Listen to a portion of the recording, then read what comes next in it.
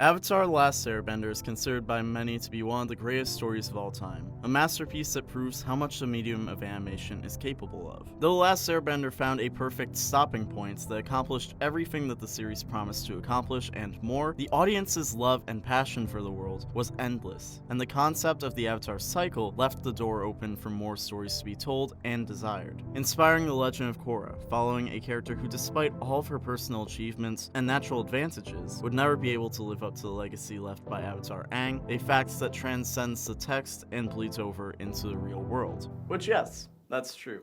I'll admit.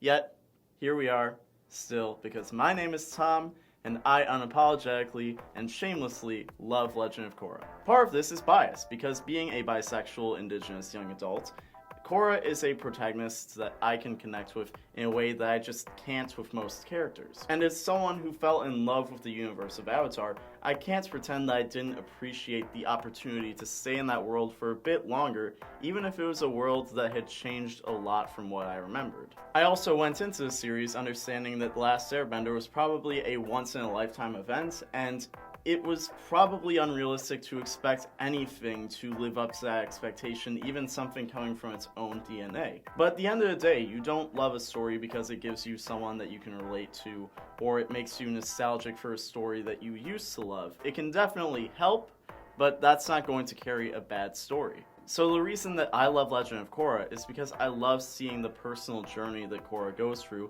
and seeing her character at the beginning versus the end of the series. So let's look into that here on the Runaway Club.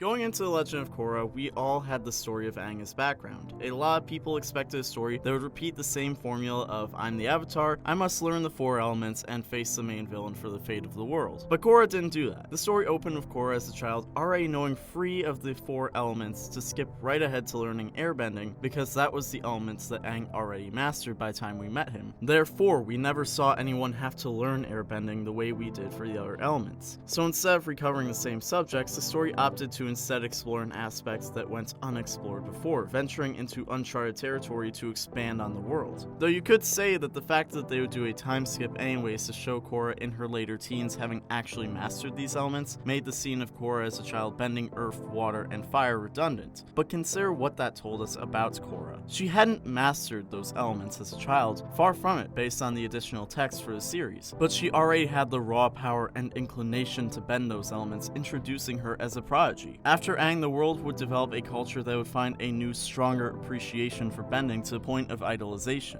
especially in the form of pro-bending, causing a social divide to form between benders and non-benders. A cultural focus which would also lead to the importance of the Avatar becoming primarily dependent on their ability to bend all four elements, as everything else comes second. So Korra was made as a character who everyone in the story had extremely high expectations of, because of her natural inclination to bending, and she would at first respond to that with a sense of arrogance and self-importance because she was backing that up at every opportunity until she was introduced to Republic City. Partly because this is when she started her airbending training, and unlike the other elements, airbending wasn't coming so naturally to her. But another aspect of Korra's character that's important is the fact that she was isolated because of who she was. She was made to focus on being the master of all four elements, safe from the threats of the outside world, by a lot of people who meant well, but fundamentally failed to realize how much the Avatar needs space for spiritual growth outside of bending. I would even argue that Korra's lack of connection to the spirit world came from there being too much structure and hand-holding in her upbringing to ever make any strides towards self-discovery. She would even say that her lack of connection to the spirit world wasn't through lack of trying, rather a mental block that probably came from that lack of freedom. Being the Avatar is primarily a spiritual position. It exists as the link between the physical and spirit world. The Avatar's connection to the light spirit Rava is the only reason they're capable of bending more than one element, which the first Avatar Wan was able to form that bond with the spirit world and with Rava because he was willing to step out into a world beyond the walls of his home. In fact, he was the first human to make that venture out into the spirit wilds, and that's where he learned about different civilizations of the world, seeing how they coexist or fail to coexist with the spirits, and using that knowledge to guide the world to a place of balance. Similarly, Aang had the freedom to explore the world with his peers, learning about different cultures, and making his own mistakes along the way to grow as a person, giving him the experience and perspective objective to spiritually enrich himself and fulfill his role as Avatar. And before Aang, the Avatar was expected to travel to each nation to learn their style of bending, while also experiencing and growing to understand the culture around that bending. But Korra was stuck in the Southern Water Tribe with no friends her age or experience doing much of anything but trying to be a good bender, which was something that RA came naturally to her. And she was doing so in the same setting she had been in for her entire life, making Korra feel trapped, unfulfilled, and unchallenged, while setting her up for a steep learning curve when it came to airbending and building her connection to the spirit world. Once she had the opportunity to relocate to Republic City to learn airbending, it exposed how unprepared she was, and she started hitting a wall in her journey that she wasn't prepared to deal with. She wasn't prepared to deal with the weight of the unpredictable and ever-changing process of being an ambassador to everyone. And most of all, she wasn't prepared to experience such catastrophic failure, especially in learning a new form of bending, something that in the past always came naturally to her. And yes, I know, Korra is not the only Avatar to be thrown into a situation that she's not ready for. The Last Airbender is all about a kid who lost his entire culture, had to process the fact that nearly everyone he ever knew or loved was gone,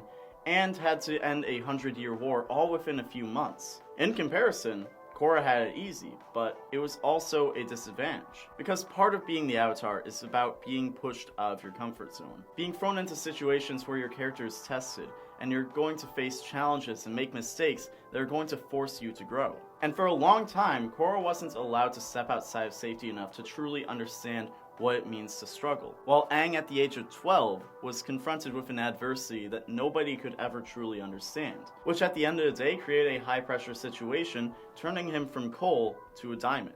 Also, Korra had another distinct disadvantage, which that we know of, no Avatar before her had to deal with, and that was the fact that she was discovered as the Avatar at such a young age. In the case of Aang, we got to see him as a person first. He was more than just the Avatar. Aang even resisted his role as Avatar a lot. It's why he was frozen in the iceberg in the first place. He just wanted to be a kid, but he couldn't because he had to be the Avatar. And then once he woke up and made new friends his age, he just wanted to do the normal things he would be doing at that point in his life, like falling in love, having fun, but again, he had to be the Avatar. And even at the end of the story when he had matured, he had to face the moral dilemma of sticking to the values of his culture or meeting the expectations of being the Avatar. And he managed to find balance to fulfill his responsibilities and still maintain his cultural and personal identity. Also keep this in mind, Aang from his perception didn't know he was the Avatar until right before we met him. He spent his entire life up until that point just being Aang until very recently when he found out that he was the Avatar as well, which even then was very young for an Avatar to be revealed. So he spent all that time leading up to his story, forming an identity independent of his position. But in the case of Korra, she didn't really have a sense of self beyond being the Avatar at first, which isn't bad writing. It totally made sense for her character based on her past. She was discovered without a doubt at a very young age,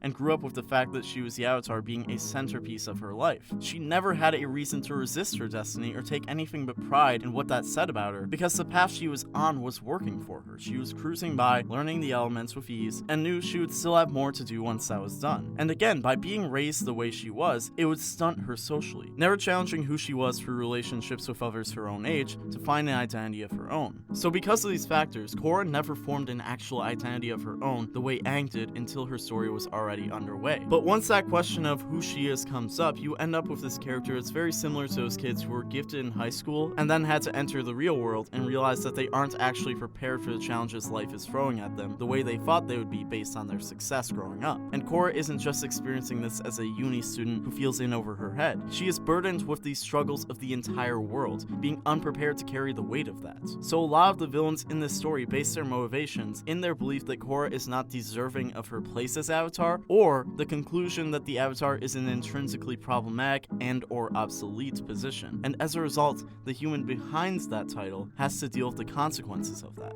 And it's even more disturbing when you realize that most of these antagonists are fully grown men coming after an inexperienced young woman trying to figure everything out, which some of them have a point or at least reasonable justification motivating their actions, but those actions demonstrate a lack of empathy and respect for Korra's humanity. Like Amon was right to say that non-benders are being oppressed in a society that glorifies bending, and the position of Avatar being put on a pedestal has contributed to that. But he's using his influence to direct hostility towards a teenage girl. Unalaq knew that Korra Korra as the Avatar had a very weak connection to the spirit world. Meanwhile, Unalaq was extremely well versed in the spirit world and how it ties into the Avatar, but rather than using that to guide his niece towards being a better Avatar, he allowed his ego to corrupt him, believing that Korra wasn't deserving of her title and that he was entitled to it. So then he became a dark Avatar and severely humbled her, cutting the legs out from under his niece, who was trying to be a better Avatar, and looked to him for guidance, only for him to take advantage of her trust. And following that, Zaheer challenged the idea that any one person should be in a position to dictate what is morally right and enforce balance on the world. And even if his ideology was flawed, he had noble intentions. Zaheer was right to oppose corrupt governments, but again, it doesn't change the fact that by attributing this great sense of authority to Korra to make her a symbol of corruption, he was robbing her of her personhood as he led a violent movement against her in a way that clearly contributed to the PTSD she suffered after he almost successfully tried to kill her. And this is when everything falls apart. Korra was raised to believe she was this great symbol of power who would enter the world ready to restore balance where there's conflict, but that was harder than she thought. And as she stumbled due to poor preparation, it caused her to take a lot of losses. It allowed Amon to temporarily take her ability to bend the first three elements. It made it so Unalaq could harness the power of Vaatu and become the Dark Avatar while she was helpless to stop him from severing her connection to Rava. She wasn't strong enough to stop Zaheer and the Red Lotus from ending the Avatar cycle, and without help, she would have been the last Avatar. And this all happens while Korra clearly suffers from Imposter Syndrome. Imposter syndrome is when someone feels disconnected from their accomplishments or the credit they've been given. The simplest way I've heard it put is it's basically a feeling of unworthiness. To use myself as an example, extremely recently I realized that when I'm in social situations or I meet new people that I think are really cool, I start to sabotage myself by convincing myself that deep down, I'm not actually good enough to be in their company. Even if I know that there is a mutual feeling of appreciation, admiration, respect, or whatever between me and those people, I feel like deep down, it's only a matter of time before those people realize that I'm not as cool or interesting as I may seem. That in reality, I'm actually an imposter. I'm pretending to be someone I'm not, and when they realize who I actually am, well, everything's just gonna fall apart. It's the feeling that despite the fact that you came this far, you don't actually deserve it, and you don't actually belong here. And as soon as everyone around you realizes that, everything's going to be taken away. But the thing is, most people feel the exact same way. Whether it be personally like me, or whether it be professionally, imposter syndrome is extremely common, especially among successful and important people, and especially when there's a lot of stakes surrounding your responsibilities. So it makes sense for the Avatar to have these feelings of maybe there was a mistake, and I'm not actually who everyone thinks I am. And this is exactly what Korra went through, constantly being told how promising she is, and how everything expects big things from her, as she struggles and questions whether or not she can actually do those big things. And this feeling is reinforced by experiences that make her believe she isn't deserving of being Avatar. Experiences that I'll admit weren't always handled in the best way as far as writing goes, but they were necessary to make her realize that it was possible for her gift to be taken away. She could lose her bending, she could lose her connection to the spirit world and her past lives. She could even be the end of the Avatar cycle, a disgrace that would shape her legacy. Korra realized the worst fears of anyone who's ever had imposter syndrome. The fear that everyone else will see the same unworthiness that she sees in herself.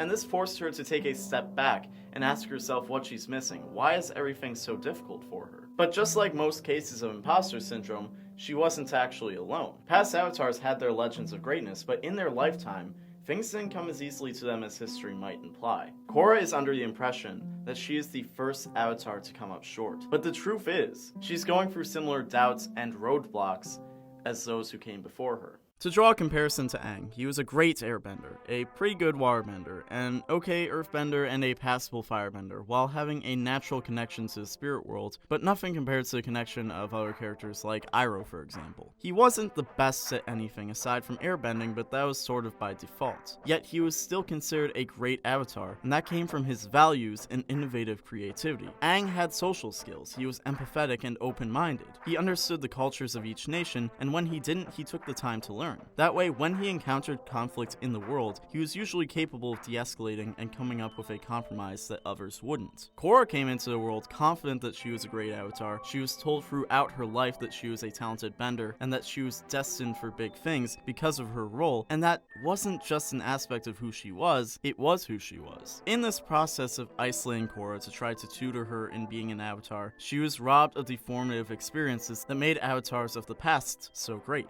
Her sense of identity identity and self-worth came from being the Avatar and how well she would do that. Then once she was thrown into that role unprepared to succeed, she started to really understand that there's an entire world in turmoil relying on her and offering no patience in the meantime. So those feelings of, I'm in over my head, I'm not good enough to do this, and it's only a matter of time before someone exposes me as a fraud, start to set in. And the reason this happened is because Korra was looking for an identity and sense of self in being the Avatar instead of asking herself who Korra is. The problem is everyone, including the people watching at home, expected Korra to have a very similar journey to Aang, but that's not how being the Avatar works. Each Avatar has their own path to follow, their own destiny to fulfill, and that's not a path that is decided or dictated by those who came before them. It's not predetermined, it's a path that needs to be decided by whoever takes on the mantle. But through all this pressure to live up to Aang's legacy, and living in an environment where Korra's entire purpose was to live up to that legacy,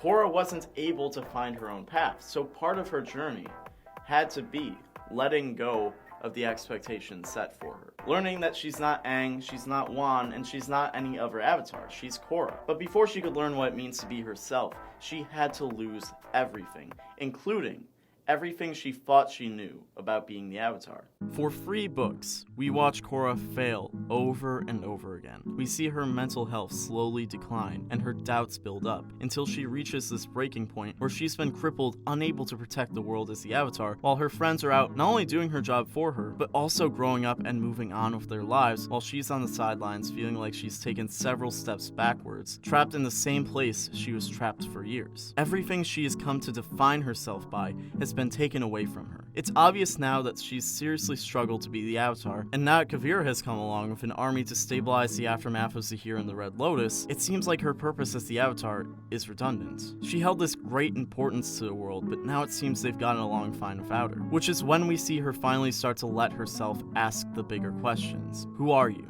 And what do you want? Korra in Book 4 is a pinnacle of everything that's happened to her. She's stepping away from the identity of who she was, symbolized through cutting her hair, letting go of the Korra who just wanted to be the Avatar, to try and find who she is rather than relying on what she is. Korra finally has the opportunity and the autonomy to do what she needed to do a long time ago, by stepping out into the world on her own, entering the world not as the Avatar prodigy, but by entering the world as Korra, to try and figure out what that means without any grand expectations. Once Korra started to find her sense of self, she started approaching her role as Avatar differently. And as the cracks started to show in Kuvira's methods, it acted as a mirror for Korra to see the flaws in how she viewed her role as Avatar up until this point, showing her what the world actually needs from her. Because Korra believed that she needed to be the symbol of power to stomp out evil. But it's really not as simple as good or evil when it comes to the bigger picture. Every villain in Legend of Korra had a well-intentioned reason for what they were doing. Amon wanted equality, Unalaq wanted to reconnect with the spirit world,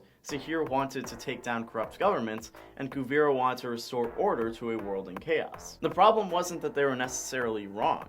The problem was they were assholes, which they're villains, so they should be. Even looking at Sozin and Ozai from The Last Airbender, their motivation wasn't intrinsically wrong. They wanted to build a strong nation with a wide sphere of influence. The problem, in the case of Ozai especially, was that turned into blind nationalism, which would morph into xenophobia and imperialism and colonialism, even taken to the extreme of world domination. And in the lifetime of Roku, the seed of that ideology was still at the point of reason. It was Roku's indecision to decisively stop Sozin, and 100 years of that ideology shaping an entire culture that created such a dire situation for Aang to deal with. But Korra was always able to see and empathize with the motivations of her opponents. Korra was fighting for the rights of non-benders. Korra opened the door for spirits to return to the physical world. Korra saw firsthand how corrupt the Earth Kingdom was, and Korra wanted to restore order after Zaheer made a mess of things. The problems that these villains were drawing attention to were legitimate,